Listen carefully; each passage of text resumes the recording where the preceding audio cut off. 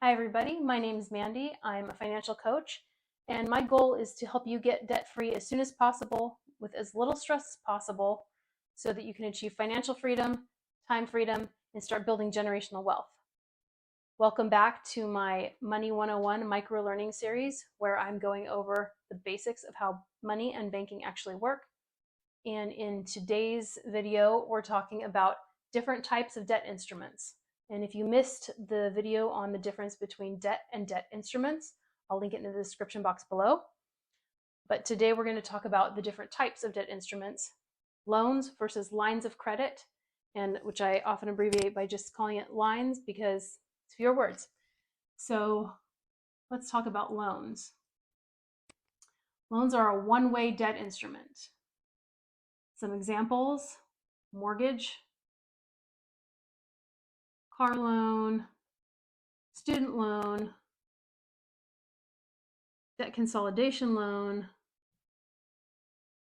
and so on. Usually, if you can say the word loan, it's a loan, which is a one-way debt instrument. What do I mean by one-way debt instrument? It means the money only goes one way, right? So if you have a mortgage for $250,000, and let's say your payment on that is $2,000 a month, you get your paycheck, and you pay $2,000 towards that loan. So your new balance is $248,000. And you do this every month.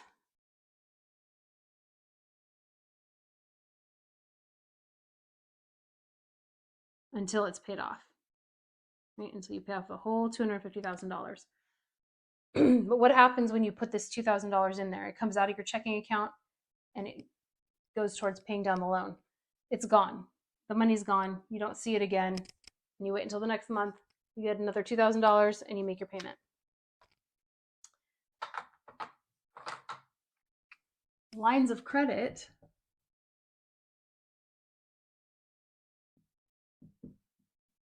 LOCs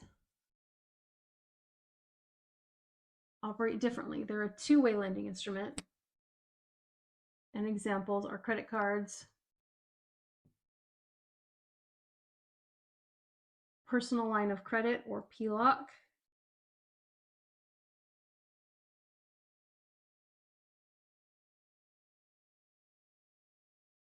home equity line of credit, or HELOC,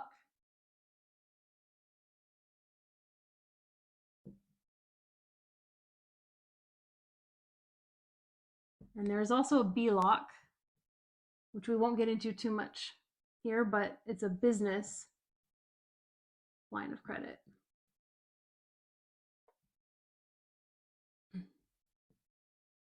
Again, I won't get into all of the details of all of these in this video because this is just intended to be an introduction to the two different types of debt instruments.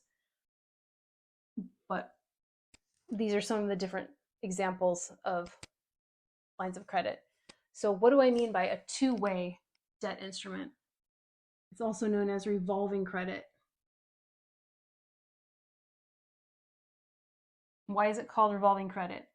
Well, let's say that you have a credit card and your limit is $10,000. Okay, your limit is $10,000. And you have a balance on it of $5,000. Right? Which means your available credit is $5,000. Okay, and you charge your expenses to it, whatever you're charging on it, and then you get paid.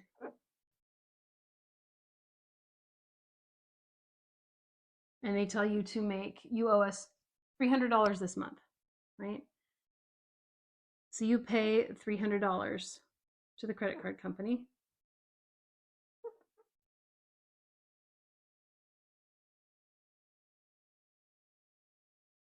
And you now only owe, your available credit is now $5,300, right?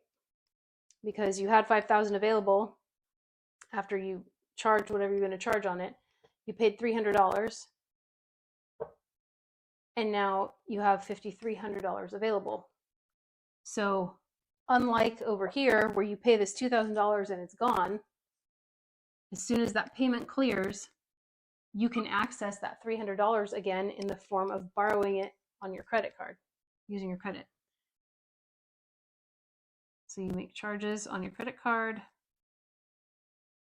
And this could be, your Netflix, groceries, gas for your car, etc.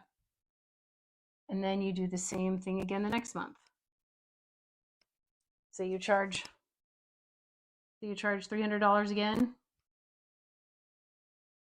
It brings your available credit back down to $5,000.